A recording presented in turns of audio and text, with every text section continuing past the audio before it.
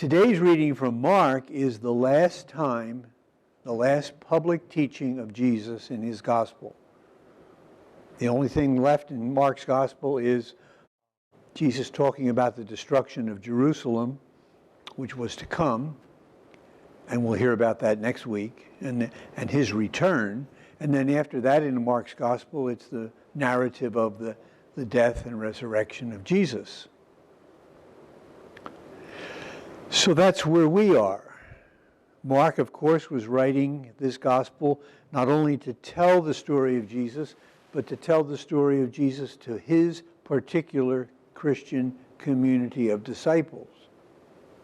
And so he highlighted from Jesus' teaching those things which were necessary. This particular Christian community in our day, our time, is hearing Mark and applying it to our situation. Twice removed from Jesus' last public teaching. So what does Jesus say to his disciples about discipleship? He says two things, one negative and one positive. He says, don't be like the scribes. And I think he included the clergy in there among them. They're always getting. The scribes were really lawyers. We don't have any here this morning, so I can talk about lawyers. Lawyers were scrounging what they could from these poor widows who had no men to help them. In that culture, when you're a widow, you were at the bottom of the line because nobody would listen to a woman, and she had no man to help her, and so they were victims of society in many ways. Jesus says, if you're going to be my disciple, you can't be a getter. You've got to be like the widow. You've got to be a giver. You've got to be generous. Now, Jesus was not talking necessarily about monetary generosity, although that's a way to be generous. Actually, it's probably one of the easiest ways to be generous. You write the check, and you put it in the mail, and you forget about it.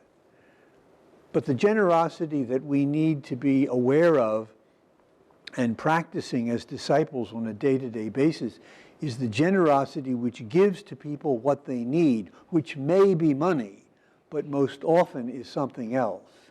A listening ear, a time of patience with them. Just being with a person is a form of generosity if that's what they need at that moment. What does our family need from us? What does our spouse need from us? What does our Christian community, our parish need from us? What does my monastery need from me? It's the Christian in the setting where the Christian is living that Jesus calls to and says, be generous to those around you in their need. And the first reading, of course, was another example of that. Even the Psalm talks about God's generosity, his giving to all of us, beginning with existence. And then, of course, Hebrews talks about God coming among us and giving himself totally in the death of Jesus.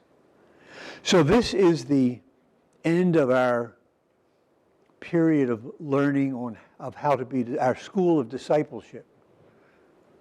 Today, you might say, is exam day.